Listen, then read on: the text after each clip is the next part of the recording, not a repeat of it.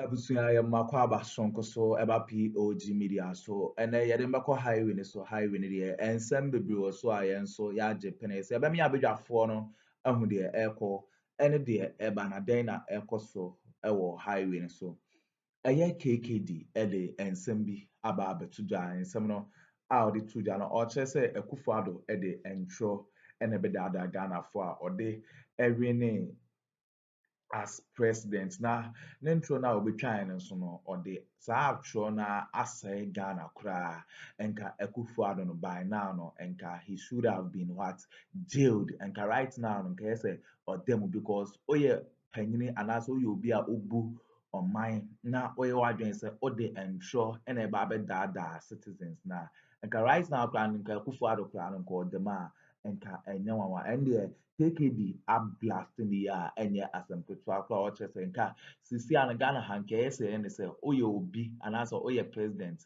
anase oye parliament member bia na odintro ene dada wafo anka yese nka okoda jail a enye asem ketewa kora busia ye be pese be me abuyafo no be me akọ na akwakuti nsem a KKD ede etuja na ansa na ebe kono owo ensem kan bi afa hye ye comment section like na share ma afofo nso ensa ntumi enkabi.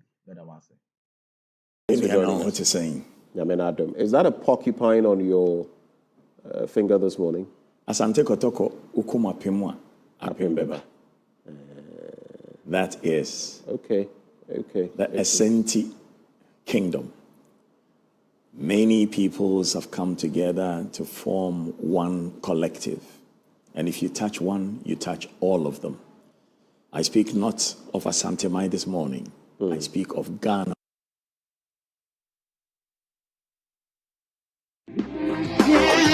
Major ethnic groups, plus their many subsets, were unified by someone who sought to lead a country called Ghana. And together we must stand as one, or we must fall individually like little skinny sticks of the broom. The last time we had a conversation, there was a lot to chew on in terms of different dynamics in government, our governance structures, policy, and to some extent, the duplicity of some of our political leaders. But today we're going to have a conversation focused more on lies and greed, the politics of lies and greed, and what they are bringing to the fore. But every time you come, I do try to find out from you, between the last time and now, what are some of the things you've observed out there in respect of our motherland, Ghana? There is so much hunger that people are selling their birthrights for porridge like Esau and Jacob. There is so much desperation that young people who have the opportunity to educate themselves to gain skills and competencies will rather travel anywhere else and work as the lowliest laborers. There is so much pent-up anger, but so little courage for the wise amongst us to speak up. And there is so much arrogance in those we have elevated into positions of fleeting authority to serve us, that they thumb their noses at the public and don't give a hoot no matter what the people say. Every time taxes are introduced by any government, they introduce them for the betterment of the country. But if you're paying more taxes and you're receiving worse services, you must ask yourself, why am I paying these? Whether you're going to the hospital, whether you're going to buy an air ticket, whether you're going to buy yam in the market, why have we put so many taxes on goods and services in this country, but we haven't improved service, especially from the public sector to the populace? It is very worrisome. Very, very worrisome. And then you talked about duplicity, so beautiful. There's a book I read a while ago, Diplomacy and Duplicity, and the lies that the people that we ask to represent us at home and abroad tell, not just for the purpose of guarding state, but for the purpose of enriching themselves. Really, really sad. And we have to think that we are citizens of a nation and we have given these people employment, because the politician comes to seek employment just like the mortician or the electrician. But once you employ him, you must constantly look at what he is doing so that you hired him, you can also fire him. Individually, you may not be able to fire him, but collectively you can. And really, I want to call every Ghanaian to action. An educated, keenly interested, and well-informed citizenry abreast of community and national issues is crucial in holding leaders and politicians accountable for their words and actions. And I say leaders, and then I say politicians, because not all leaders are politicians, as you know, and not all politicians are leaders. It saddens me that you and I have to tell the young that our politicians lie a lot, some by commission and some by omission. What do we want to do about it? What's the latest lie you've heard from the corridors of the powerful and the political? What's the latest one you've heard? Too many, but at this point, taking any single one and stating it means giving their opponent an advantage because it's political season. So I will ask the viewers, publish the lies that you have heard from politicians. Put them on Joy News. Put them beneath this program as commentary. And let's start looking at it and saying, if people tell these lies for political advantage so they can get into power, should we maintain them if they don't also prosecute? Now, let me give you one of the oldest lies, rather. A dear friend of mine's father died, and before he died, he said he had a confession to make, and he needed to say this because it's burning his heart. This man was a great artist and cartoonist named Ganata. And he said he had been threatened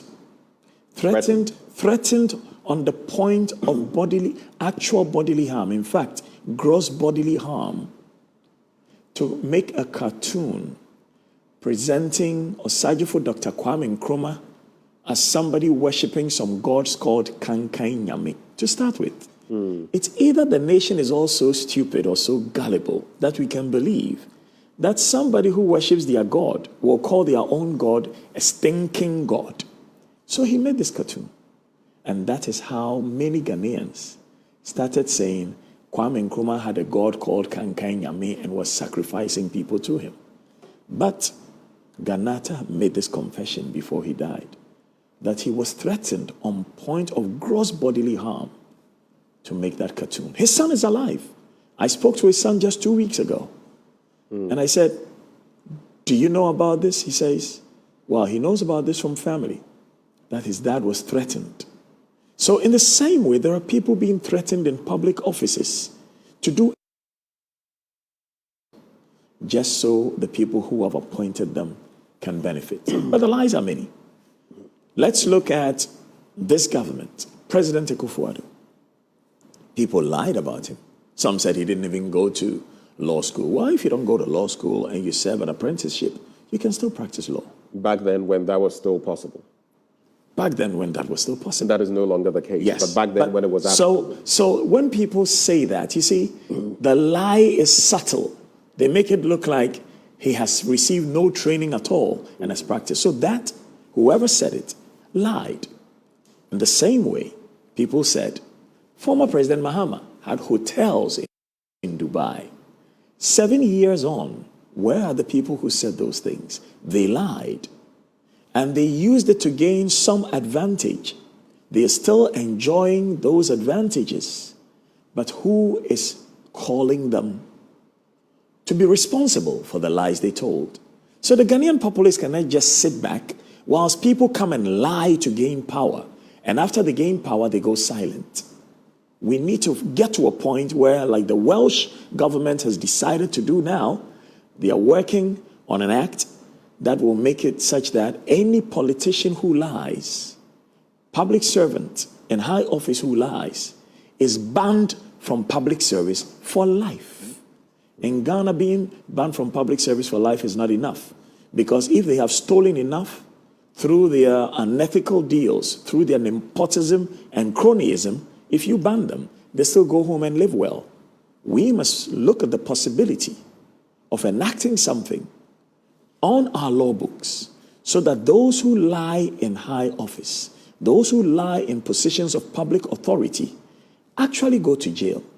Would that not be stretching it? I don't know where, yes, you talk about this Welsh bit. I'm yet to read about it, but people could inadvertently lie. There could be people who would say something on some front and not necessarily mean to deceive people. Now, I mean, and even you would hear about the oddity of black lies and white lies and all of that. But wouldn't it be stretching it if it is not you were to say, oh, you have lied in public office, and so you deserve jail? People lie everywhere, every day. The difference between the carpenter making one chair who lies is that he leaves nails to stick in the bums of everybody who sits on the chair. But the politician who lies takes away from an entire nation. Look, there are different professions. Like I said, there's the electrician, there's the mortician, there's the politician, there's the architect, there's the doctor, there's the nurse. People must choose the professions for which they have skills and competencies and also have the humanity to practice. Some people are intelligent, brilliant. They choose to play football. They don't choose to be an auditor. Because if you choose to be an auditor, you need to work in a situation where wherever you go, you ensure the control environment is as clean as the politics of Singapore. And if you can't do it, go into another profession. People are importers. People are drug dealers. People are TV producers. Choose the profession where you can practice. Don't go into the profession where you're going to harm people. Why is it that if a doctor does something egregious, the medical council can stop him from practicing as a doctor? But a politician does something egregious, he can continue. And even if he has stolen in a previous government, when the government he serves or the party he serves comes back, he gets yet another position again. There are over 31 million people in Ghana. If one of you is a liar, which eventually leads to thievery, because all deceit leads to greater and worse things, and you know that this person has lied, just because they have come to say, I'm sorry, it's not enough. Accept their apology, but don't let them lead any public office again. Unless they are leading the desilting of gutters and taking out the dirt from, waterways, under the keen supervision of a no-nonsense brigadier. Now, if you look at our law books, there's no such thing as suffering a jail term for lying. In fact, for every crime, there must be a commensurate punishment. And it must be stipulated in the law what exactly the crime is. There's nothing like that. This is what I'm advocating for. I agree. But I am saying, legislating on something like this, that if you are in political office and you lie, and some may say this is quite a stretch. If you look at a society like Japan, there are certain things, and I may add South Korea, unfortunately, some people have taken their own lives on the back of certain happenings. The reason being shame. It's the culture. Shame. It's the culture. Stigma. It's the culture. You can call it the culture. Is that not what we ought to tackle? Such that we create a society where if you do X, Y, Z, you have named and shamed yourself. It's not about going to jail or facing any punishment or something of the sort. Shouldn't we? Is that not what our focus should be? Rather than say we're going to legislate so that if you are found to have told a lie, how will we even determine that? It's a very gray area. It will always be the wise proposing something, evidence, and the nation discussing it and saying, if we want our politics to be clean, if we want our leadership to be up and doing, we must expect better character from them than the people they serve. Because the people will take a cue from them. Can you imagine if the leaders in every office in Ghana were neat and tidy and ensured that no dirt was thrown around? How easy it would be for them to ensure that those who throw dirt around would be punished? But if they themselves are filthy and squalid, how are they going to be in a place where they can call other people to order? Let's think about this. We cannot expect our leadership to be worse than the public. And for the purpose of this discussion, I know some people leadership must set the example. I know some people, the fish rots from the head. I know some people who accept that they are no good, who will start by saying, oh, but the leaders come from the people, so the leaders will be as bad as the people. Not true. The leaders come from the people, but the leaders must be the best elements of the people in skills and competencies, as well as in truth-telling and character. It's important because our difficulty in Ghana, the biggest difficulty in Ghana today is corruption. And all corruption starts with a lie, followed by nepotism, cronyism, before that, greed. But if we cannot tackle the lies and greed in our politics, nothing is going to change. People lie for personal benefit. There's so many reasons why people lie. People lie to cover themselves. People sometimes leave important stuff out. They won't tell you the full story. That itself too is a lie. So how long do we want to suffer this in Ghana? In your family, you're raising your children not to lie, to be true to themselves and to speak the truth about who they are and what they do. End of story. If you're raising your children as such, aren't you raising great leaders for the future? Because they are true to who they are and they are true and capable of speaking truth about what they do. But we have people lying and benefiting from the lies. And we are sitting there, still twiddling our thumbs, still tickling our armpits and laughing, and waiting for who to come and fix it. Now, I say, if this were to go to Parliament, anybody in Parliament that knows he's a liar will not vote for it. That's the fact.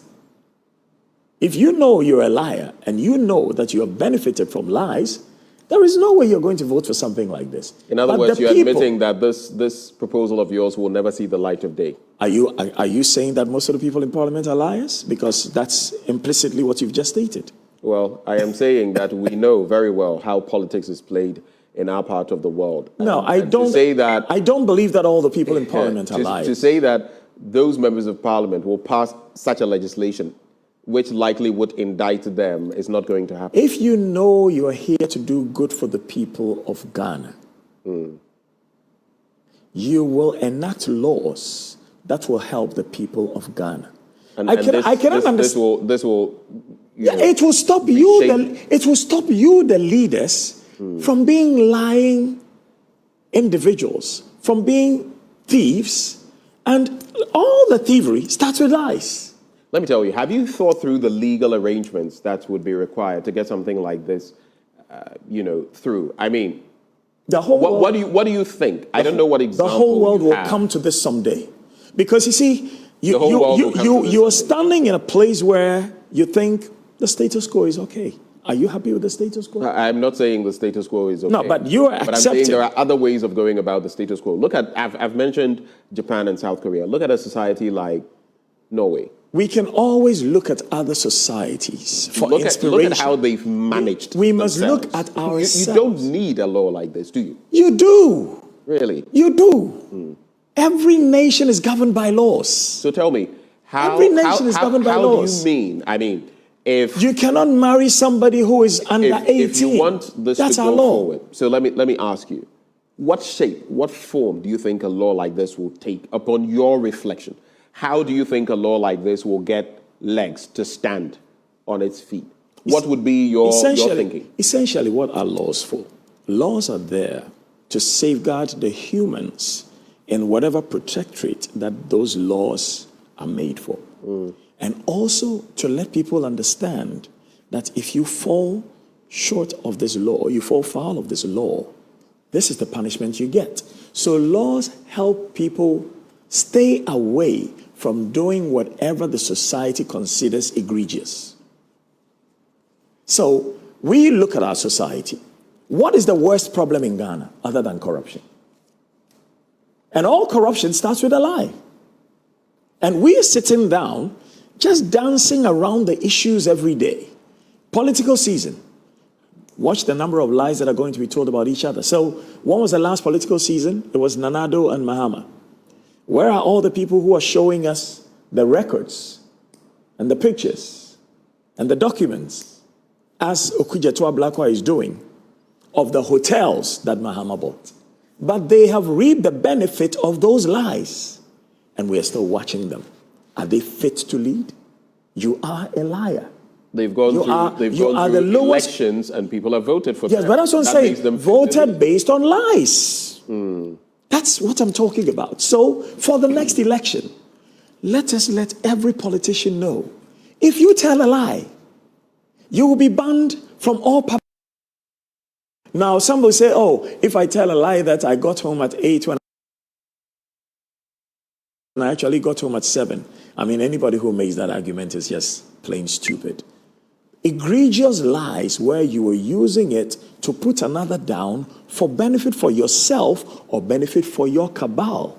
Yeah, but someone will say where you draw the line, and where we draw the line, where we see between opacity and where we draw the line else. Will be in what you may see so clearly. Someone may say, and that's why we have a parliament. KKD, wait, that's the bit, because when it comes to the law, that is why you can't test, for example, spiritual matters. Oh, someone is a This is not spiritual matters. Relax. That's why I'm telling you that for the sake of you are extrapolating too far from the point. Ambiguity, the least will not stand. You know that. We have to test this in Parliament. We need to stop the lies. Bryce Simmons speaks. I don't hear him lie.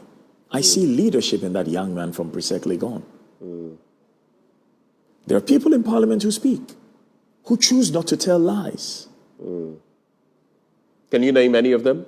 Have you seen any of our politicians I'm not here to promote. No, but as we speak about the other side, we might as well speak about those who are doing the right thing. Can you go on and setting an example and read what comments people have put there? Because I'm not here to give anybody any political advantage. My point is, CPP, NPP, NDC, GCPP, can we all come together and accept that to be a leader, you should not trade in lies? And if you trade in lies, we're not just going to forgive and forget. We will stop you from holding any public office henceforth. That will let people be conscientious and will let people be more humane and let people be more truthful.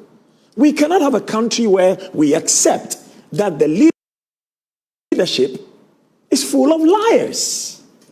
That's a problem. Is that what you see now? You have said if it goes to Parliament, they won't approve. After I said the likelihood yes, of approval. But you have said so. So don't ask me the question. You have answered the question. No, but the leadership is not just Parliament. I'm asking No. Everywhere. Look at the swathes of our leadership. Do you expect the judiciary to have liars amongst them? Do you have the presidency to be staffed by liars? In fact, the fourth estate as well.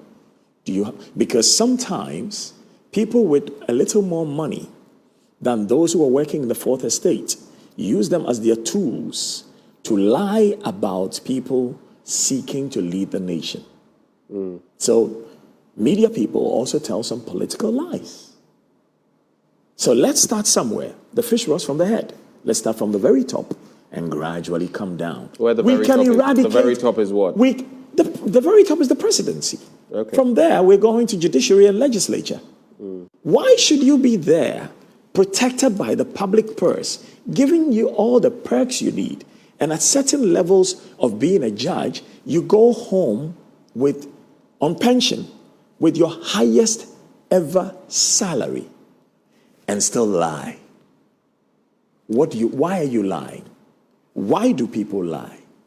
Now, if we want to go to why people lie, then it becomes even clearer why we must ensure that people do not get into a position where if we know they are liars, we let them stay there. Why? Our big problem in Ghana is corruption. Look, at the time when we said we don't have money for the renal unit of Kolebu, somebody was signing, ordering for an emergency check to be paid to the president's daughter or the person with whom the president's daughter exchanges bodily fluids to go and service ambulances, let's stay with a lie. Hold there. It wasn't for the president's daughter, and we don't know whether she exchanges It wasn't for the president's How do you have a daughter. child with somebody without exchanging your bodily And fluids? we don't know whether Are you an MPP communicator whether now? currently So my point- changes bodily fluids. But listen to me. That is out of this context. But listen to me. So at the time when you don't have money for the renal unit, what lie caused government to say people may die? Important that we must make this payment. That we can look at. What lie caused that? Because all these things, everything we do is based on narratives. And if the narrative is a narrative of untruth, then we are not headed for peace and prosperity. Right. The lies in Ghana must not be about the lies of the foot soldier. It must be the lies of those in leadership. For if those in leadership can be truthful, they can check their foot soldiers. All right. I want us to talk about greed, but basically then what you're saying is through one's teeth, pathological lying, especially by those in leadership, should be front and center conversation if the we nation, want to deal for with the entire nation. If we want to deal with greed, corruption, and Of all course. its concomitant Of course. effects. But let's talk about greed itself. I mean, just this morning in one of the papers, unfortunately, I don't have the newspaper here, but it was talking about the man you mentioned, Bright Simmons. I've followed his posts on many things, and he talks about, is it the RGGR or something of the sort, the Royal Gold, the new gold refinery that we have. And the fact that for him, he feels it is just another backdoor route for the Ejapa deal, if you remember what that was. Let's talk about greed in governance. Some will say that everywhere you go, well, there may be some pilfering here and there depending on what society you are in, and perhaps the 11th commandment, don't get caught. But in our jurisdiction, some feel this has been taken to levels unparalleled and seen before and harnessed and bridled. How do we tackle greed? We tackle greed by starting with the liars. You see, you talk about Ijapa. If you've read what Ijapa was proposing and how we're going to hold all our mineral resources in something where we can use it to go and borrow for Ghana, the narrative itself is one of falsehood. And that is where all the problems begin. The problems begin with a lie to an electorate that is partly illiterate or partly unconcerned, or an electorate that is wise and very well educated, but is part of those plundering, so will not speak, or an electorate that is so hopeless, they've been bludgeoned into misery, so they don't even have the energy to speak because they are focusing on getting a little money to buy their food or their medicine. As one man I gave money the other day said, gave him money to go get himself some food. He says, "Brah, I can't even be to draw."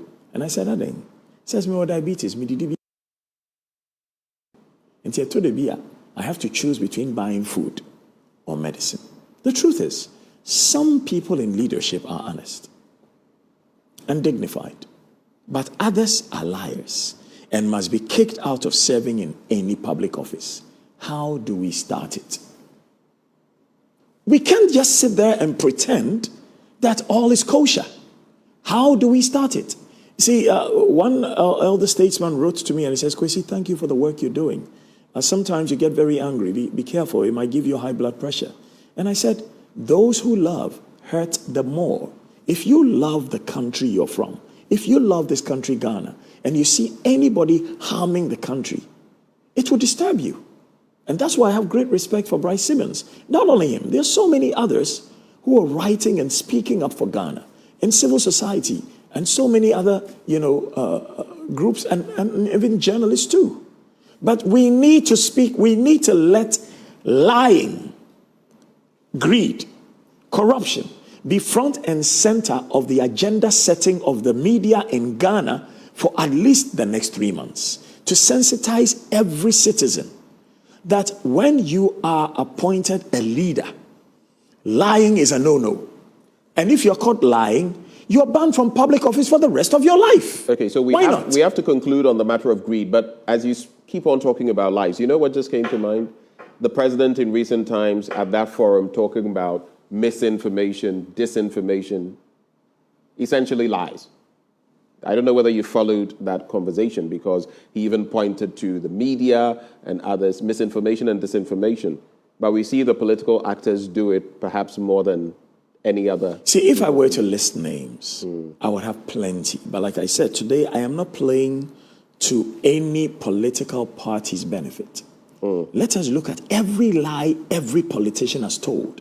And let us look at the possibility of ensuring that they cannot hold any public office ever again. So in the Akuffo era, somebody who was at the PPA doing egregious harm to Ghana, Nana Addo becomes president, and Nana Addo appoints him. Why? So in the Mahama era, some people, maybe Abu Kapele did wrong and went to jail. So if somebody in Mahama's tradition comes, Abu Kapele will be appointed again? Why are we doing this to ourselves? Let us assume that only 10% of Ghanaians have any wisdom. That will be more than 3 million people. Out of 3 million people, you cannot find replacements for the people among you who are liars and thieves and nepotistic. What the Welsh government is talking about is a necessity for all nations. Interestingly, I discussed it with an elder statesman who told me that, Kwesi, when I was young and used to work in the mines before coming to lead those mines, if somebody called your father a dealer, it was so shameful. If you went to school, no matter how much money you had, you hid your face in the sand.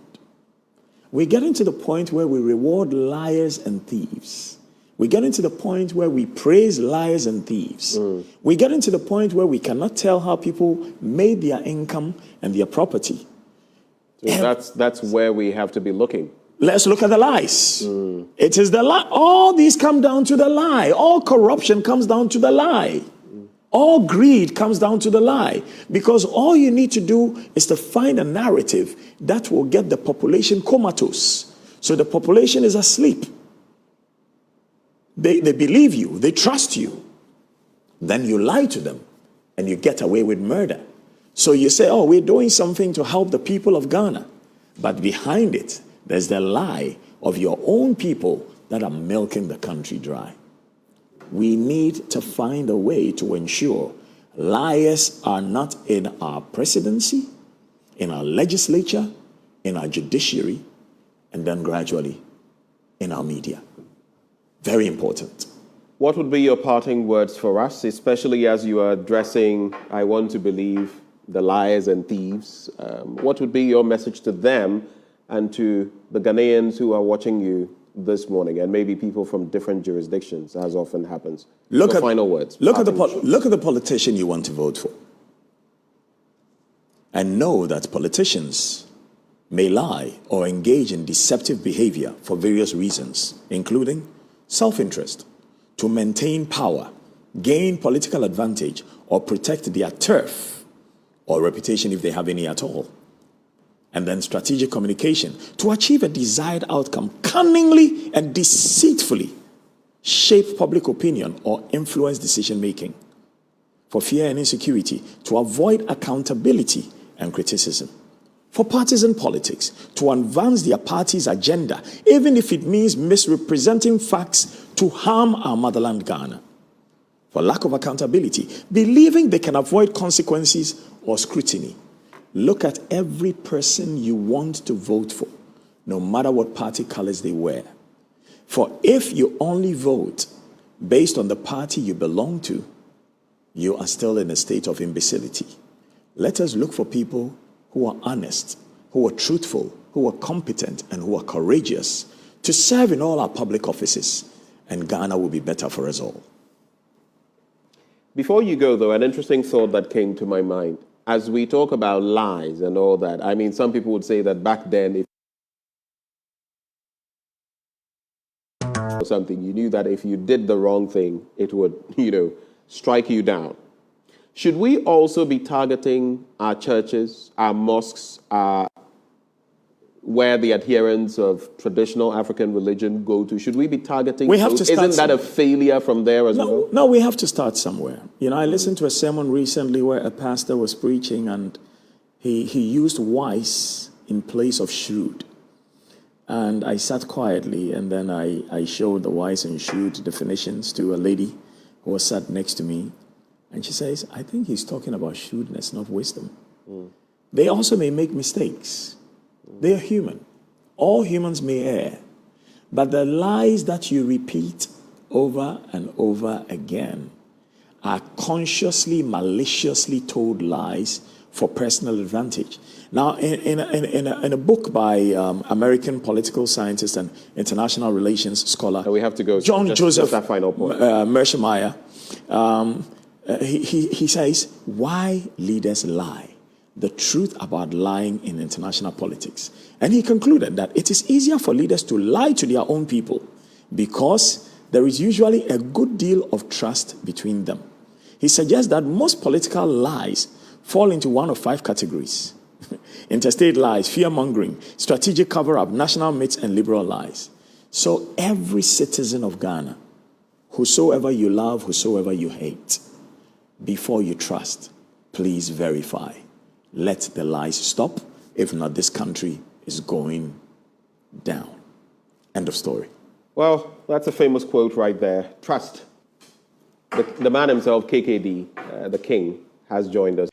Abusuawe ne ensɛm a ɛkɔ so ɛwɔ highway ne so a KKD ɛkyerɛ sɛ sisi a no woyɛ panyini anaasɛ woyɛ obi a wobɛbu ɔman ɛwɔ Ghana ha na ɔde ntorɔ ɛna ɛbɛdaadaa te sɛ deɛ Akuffo ɛde ntorɔ asɛe Ghana na ɛyɛ sɛ odam na wasan so ɛtu Ghanafoɔ fo sɛ Dr. Bawumia no ɛni kwan sɛ Ghana ni biara kɔto abama no na wɔde atorɔ ɛna aba abɛbu ɔman wei na asan so kɔtoma Dr. Bawumia de ana ɛkyɛ sɛ wɔn ankasa no wonim deɛ wɔyɛ abusua yɛbɛde abadwafoɔ ate sɛ ɔmogye pene kɔkɔ tie saa audio wei de maa yɛ aha ɛyɛ POG Media political trending stories a ɛmake waves no yɛn nso yɛagye atom sɛ yɛde bɛbrɛ mo bɛda mo ase.